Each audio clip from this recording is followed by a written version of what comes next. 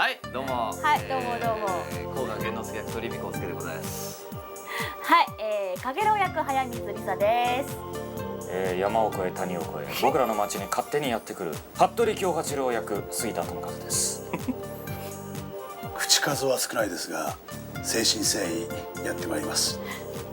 服部八郎役の橋文子でございます。どうもいいな。はい、ということでですね、はい今回はですね、はい服部親子をゲストに迎えまして、はい9話10話と振り返っていきたいと思うのですが、まずはですね、はいそれぞれのキャラクターを軽くでしょうか説明していただければと思いますよ。恭八郎。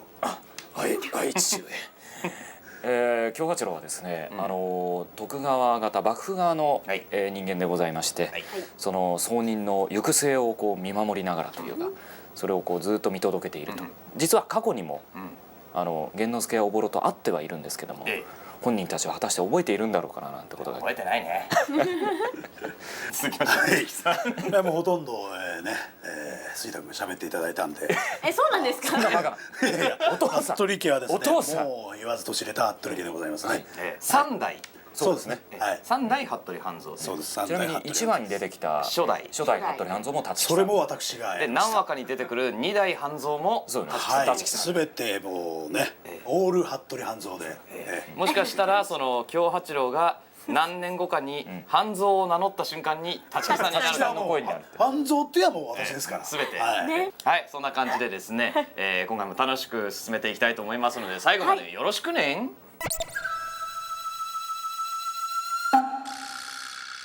はい、このコーナーではですね収録現場での裏話だとかその辺をちょっとやっていきたいと思うんですが9話10話ということではい。 9話ですよ。やっとですよ。やっと源之助さんうちの棟梁の孫がやっと。ついに見せ場が、そうですね。ただ喋ってません。9はほとんど喋ってません。その無言の圧力というかね、源之助の存在感が全てを物語っています。あれ原作だと一言も喋ってませんからね。でもなんか主役はこうあまり喋らない方がかっこいいですね。あ、そうですね。そう思いますね。よかったですね。またね、饒舌でこう殺す気満々みたいな源之助もなんだと思うんでね。おい、評判やっちゃえよ。そして10話では、まあ総集編という形を取りつつ、新たにね、その幕府型で集まって密談をしてるみたいな、そうですね。感じで。濃い密談でしたね。とても。よかったですね。いろんな意味で。とても。スタジオも濃かったですね。それはとても。それは緊張してたらしいですね。いやもう立木さんですらすごい若手みたいな扱い。いや私は若手ですよ。全然若手ですから。気持ちはもうおい立木って言ってね。おいお宗則様です。おいって言って。宗則様。こちらに台本がありますけど、はい。10話分厚いですね。これもう総集編ですから。普通のが倍ぐらいあるんですよ。ね。厚さが。ね。ここにこんな風に点々点ってあるんですけど、半蔵宗則点々点半蔵点々点家康点々点宗則点々点これを再現していただきたいと思います。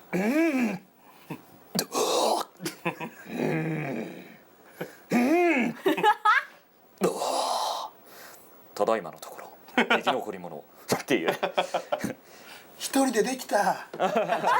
一人でバジリスクってお父さんこの親子なんだろう。このなんで俺たち来れるのそういえば。そういえばあいつでも10話は出演者も全員男性ばっかりでまさに男祭りみたいな。男祭り。うまいね。これはもう昨日から考えてました。そんな感じ。なんだこれ。まさに裏話ですね。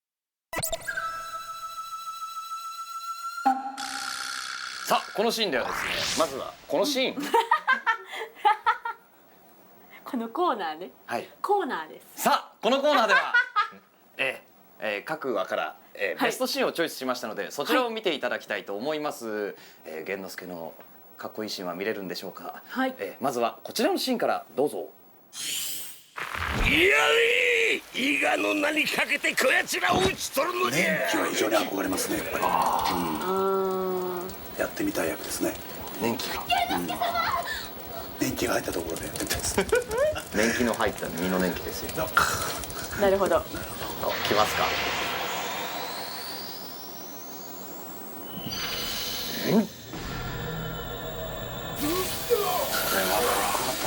すごいですよね。パスしてこうだもんね。表現としてこの映像になった時想像超えてましたからね、自分で考えてたら。でもなんかよくここまで映像にしてくれたって感じですよね。はい、ということで、9話道術発動ということでね。そうですね。初めて玄之介のその力が分かるというシーンでしたけども、いやーね、すごかった。すごいですねこれ。僕初めて9話の映像を見た時に、がスタジオだったんですよ。ちょうど収録、別のもう何話か後の収録の時に、ちょっと僕とおぼろ役の奈々ちゃんで取材がありまして、で初めて道術のシーンが見れるということで、見せてもらったんですよ、大画面で。すごかったですねやっぱり。取材されてる間に私たちも先に飲みに行ってたんですけど、いつもです。遅れていらしてその時に「見たよ9話すげえよ!」っつって入ってきて、僕遅れていくことが多かったんです、飲みにね。もうみんな出来上がってるんですよ。本編ではあんなに渋い氷馬がすごいハイテンションで、ヤッホーってなって漫才とか始めてますからね。氷馬とジンゴロウが2人で漫才とかしてて、でまあ一番端っこに座って誰も気づかないんで勝手にビールとか注文してたりしてお疲れ様でした。ですかさず僕とか畑野君がこう「いや、鳥さん鳥さんなんでそんな隅っこにいるんですか?」いやだって誰もあれだし、なんか座るとこないからさ。あなたを一人にはしないって言いながらかっこいいな。畑野君も鼻気になれが「そうですよそうですよ」って「一人はね嫌です一人は」ってなんか自分にちょっと投影すちょっとるものがトラウマがあったのかどうかわかんないですけど続きましてまた9話からなんですけども、こちらのシーンをどうぞ。道術発動なるか。甲賀玄之介 VS 竹馬小四郎。待て甲賀玄之介。出た来ましたね。畑野くんアイドルが素敵なアイドルですよ。で私も人形作りますよ、小四郎のね小四郎の。イベントの時にね。貴様を撃つ。破厳の瞳と旋風かまいたち。歩いていくんだよねこれ。最強の合わせ技にござる。すごい思いついた顔してんの、すごい悪巧みな顔してんの。これナイスみたいな、ナイスアイディア。これね。見ちゃいけ、あこっちも見ちゃいけ。あらみたいな。あー見ちゃった。畑野くん。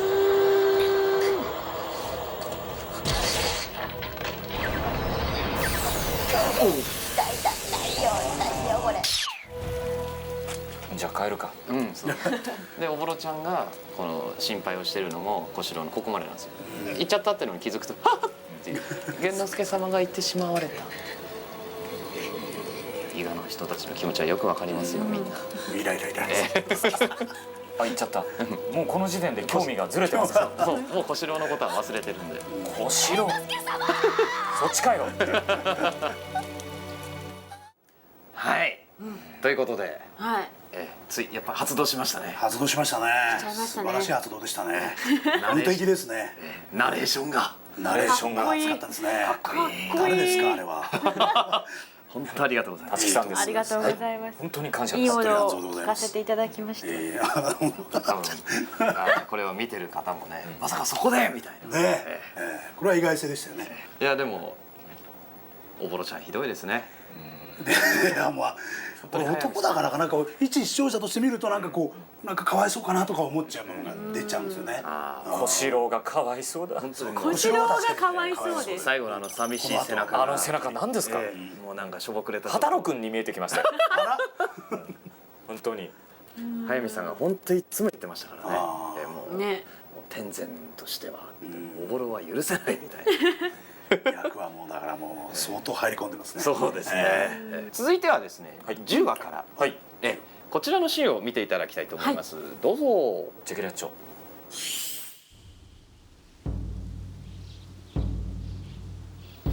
怖いお城。魔物が住んでます。いろんなものが住んでそうななんか。伊賀の来ましたね。第一声からね。第一声から。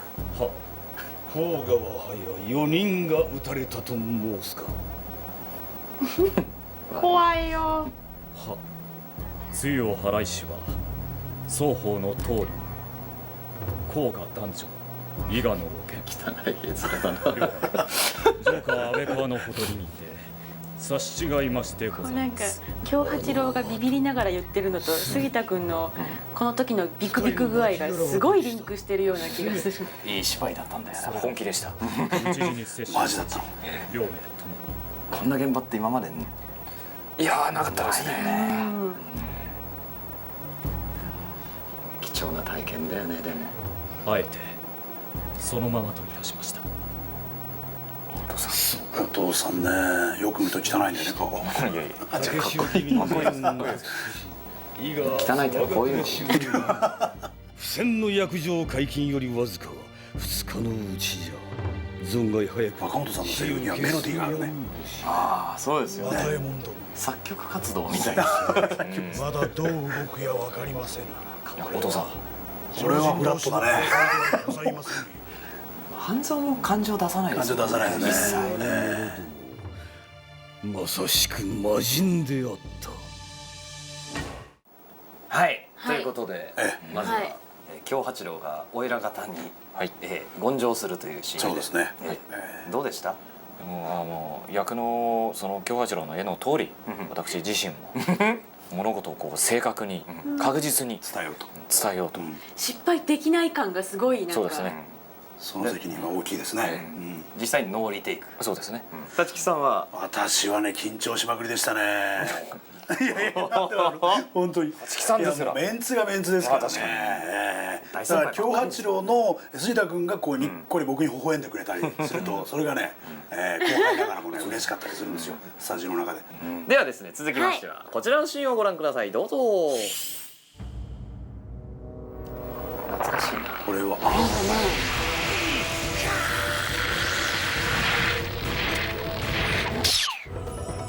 調子こいたばっかりに。さっさとやっちゃえばよ。そうなんですよ。どうしてほしいとか言わずに言っとけばよかったな。蛇の声は誰がやってるんですか。エビはですね、みゆきちゃん最初やろうとしてた。口に加えたまで話した方がいい。10弁だ。来ましたね。あければ最初の行き帰りだから。この時にもうまず最初にこの人強えと思いましたね。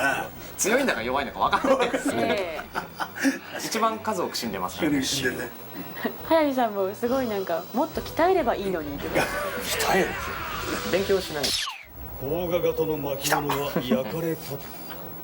はい。天井高い携えておなったものもほふられたということ。甲賀は未だ改装の方を知らぬまま。すごいお金持ちだったら建ててみたい。あいいよね。ちょっと住んでみ目標たい。人がいるね。え不戦の約定解禁。名古屋あたりに。名古屋で。なんで名古屋なんです新か。幹線で帰ろう。それを僕らが必死に攻め落としに行くわけです。バレーボールが飛んでくるマシンとかが用意してあって。それは不運な方面で。そうそう。謀略巡らせてこそい鳥海城ですね。そう。以上いいですね。こう話をしているところがだんだん日が暮れてくるんですよね。それが細かいとか大好きです。ジョースケですよ。どうしようもないジョースケですよう。ちのどうしようもない子が。まん丸だな。掛絹さんの妊婦は目の前で見たら多分僕は泣くと思いますね。多分ねすごい夢に見ると思います。うなされると思う。危ない危ない。ひどいの掛絹。死んだらどうするつもりじゃ。はいということで主に戦闘シーンをそうですね。全てがクライマックスですね。ですね。うまい。いやでもバジリスクのこのアニメの一つの売りとしてやはりこの戦闘シーンっていうのもあると思うんですよ。あります魅力ありますこのすごく動いてるじゃないですか。何枚動画を使ってるんだみたいな。やっぱ映像のクオリティの劇場高さだ系ですね。とかクオリティはもう。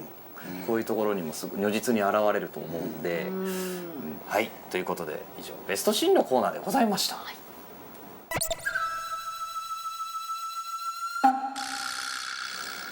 い、このコーナーでですね、およよよよおよよよ。このコーナーではですね、はいはい、皆様からいただいたメールを紹介していきたいと思いはい、ます。たくさんありがとうございます。ありがとうございます。でまずはですね、岐阜県の、はいさくらりんさん、はい。出演者の皆さんこんにちは。こんにちは。こんにちは。私が大好きなバジリスクのキャラははい。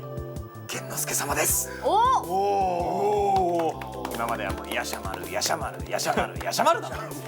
そんなにヤシャマルばっかなんですか。ヤシャマルばっかりでも意外ですね。あの時代だったら珍しくもないとは思いますが、かなり無口、でも内に秘めている強い情熱、青いと言われようが長きにわたる甲賀と伊賀の和睦を真剣に願う姿、男らしくて素敵です。その通りですよ本当に。さて玄之介様の見せ場といえばやはり道術だと思うのですが、はい原作を知っている身としてはアニメでどう表現されるのか気になるところでもあります。でもそんな不安は一瞬で消し飛びました。原作のあの迫力を損なうことなく、なおかつさらに素晴らしい演出、スタッフの方もさぞかし苦労されたことでしょう。でもその苦労のおかげで見ている私たちはとても良いものを見ることができました。本当にあの道術発動のシーンは大好きです。いいですよね。はい素晴らしいメールですね。まあ先ほども語りましたけど、本当に、素晴らしいなと。当事者としてはどう思われますか。いややっぱり嬉しかったですね。僕も一番最初に気になってたのがそこのシーンだったので、思い描いた以上のものができてる。本当に想像を超えてましたね。じゃあ続きまして、はい、続きまして参ります。はい神奈川県のはいはい、相模の里美さんがいただきました。はいありがとうございます。ありがとうございまありす。がとうございます。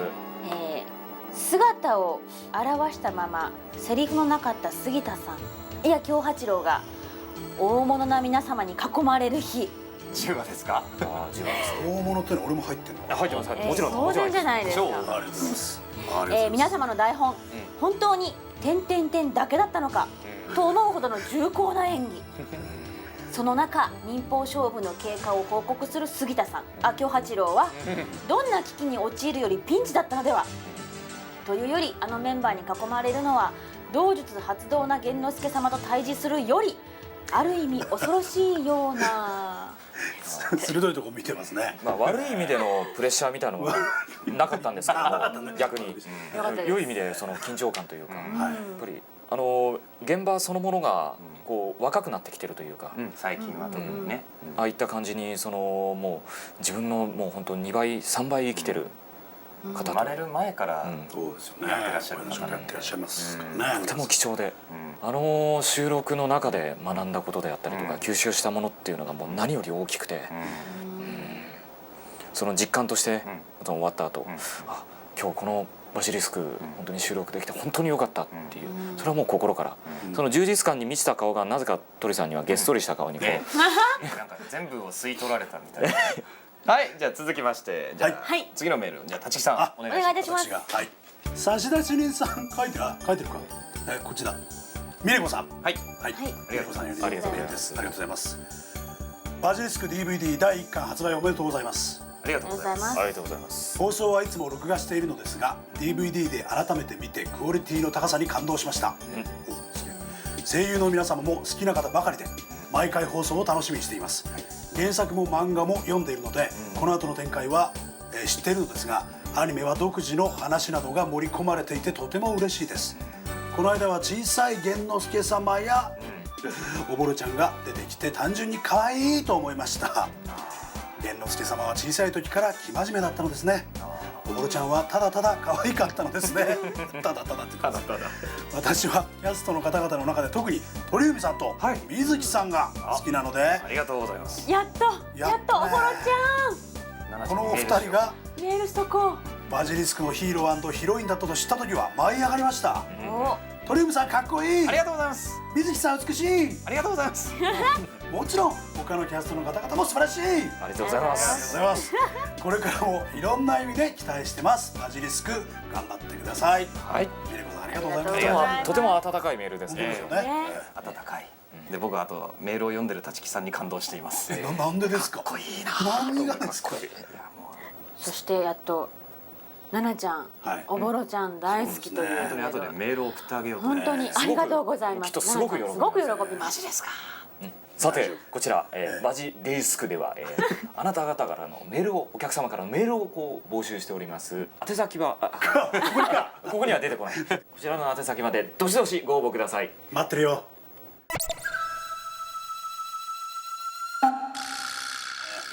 ちょっと待ってください。この邪気は。漬物。若い。若い。では開きます。開ききらない。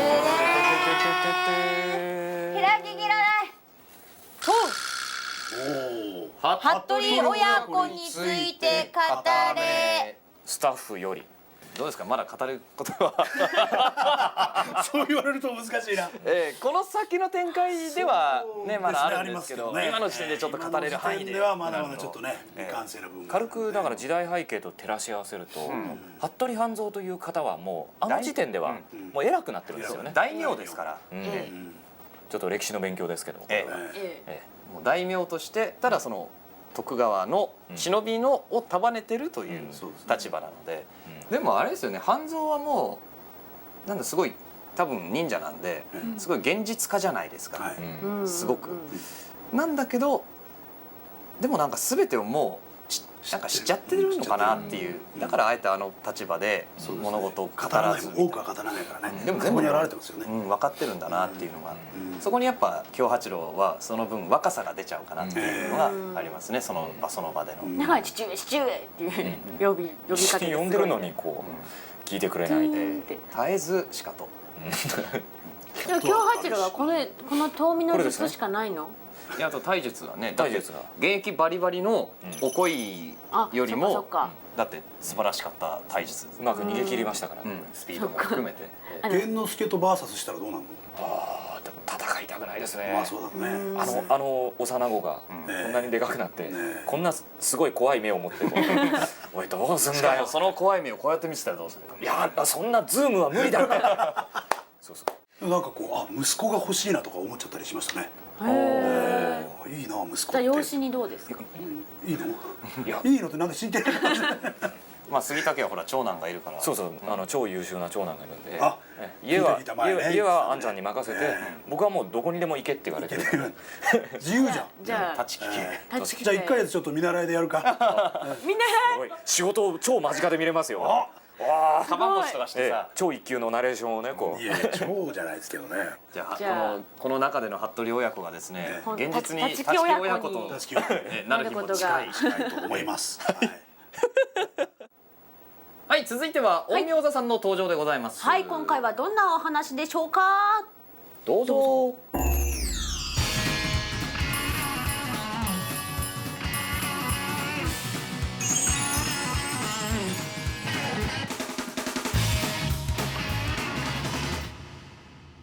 こんにちは、陰陽座のベースボーカルまたたびです。ボーカルの黒猫です。よろしくお願いします。よろしくお願いします。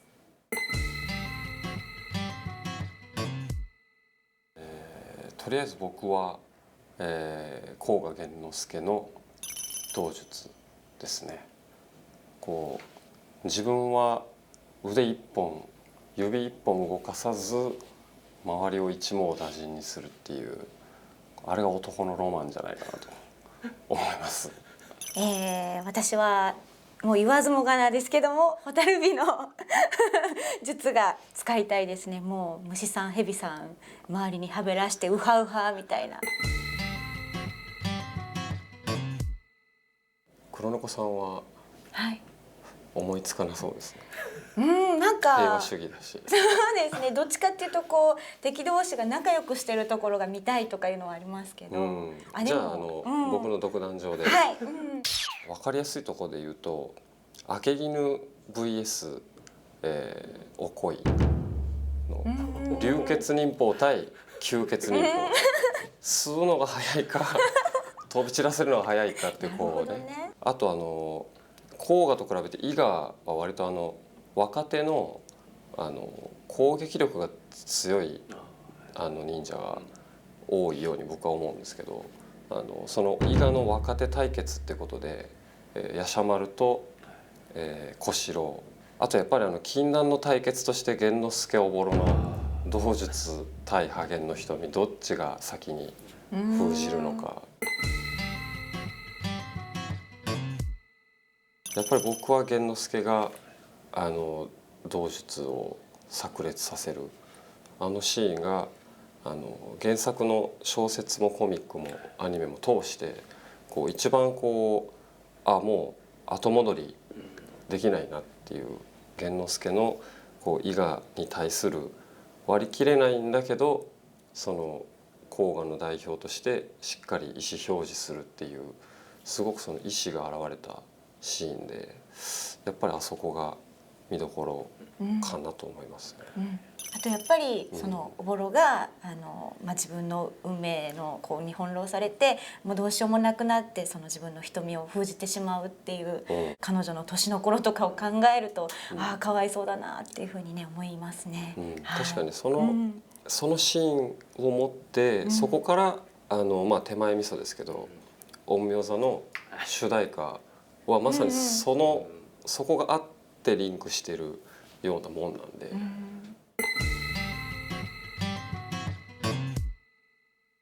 年明けになりますね。2006年の2月8日に陰陽座として初のベストアルバムが発売になります。で、そのベスト版の発売を記念したライブが2月25日に中野サンプラザで行われますので、こちらはもうベスト版の記念ライブなので、まさにベストなライブにしたいと思いますので、ぜひ遊びに来てほしいなと思います。はい、ということで、陰陽座さんでございました。どうもありがとうございました。かたじけない。